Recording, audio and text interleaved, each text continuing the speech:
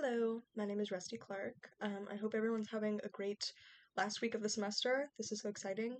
I'm coming to you today with a problem that is very near and dear to my heart. I even brought my bug mug to talk about it, felt fitting.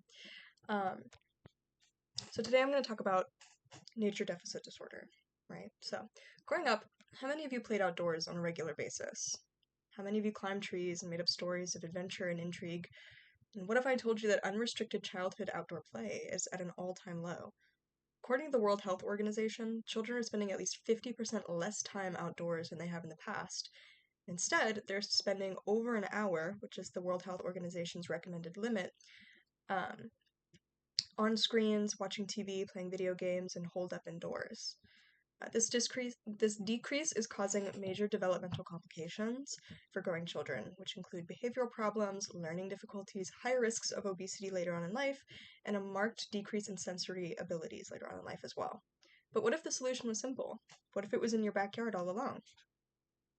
So, Constructivism, a learning philosophy first introduced by psychologist Lev Vygotsky, recognized learning as an interactive process. Vygotsky believed that the key to healthy development lay in the interactions between different learners. He noted a zone of proximity, which refers to the space between what a learner can do independently and the things that they can do with support from a more knowledgeable other, so an MKO. This knowledgeable other could be a parent or a teacher or a more advanced peer. Through social situations where teamwork and group effort are crucial, learning is more likely to occur.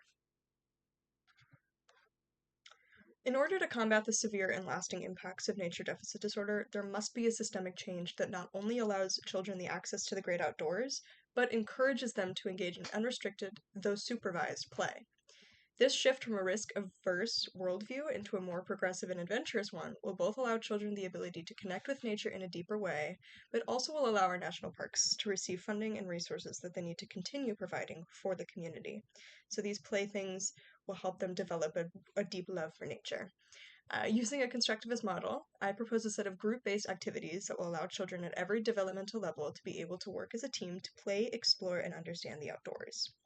This is going to be proposed to the Virginia Board of Education and the National Park Services. These activities can be things like group-led scavenger hunts, simulated emergencies that students must work together to solve. So, for example, playing outside and, we have to save these animals. How are we going to do that? Or we need to build a dam. How are we going to do that? And finally, or community-based projects that will benefit the students and other users of the park. So that can be something like if there's a small stream, working together to build a sort of rudimentary bridge or stepping stone path across the water, working together as a team.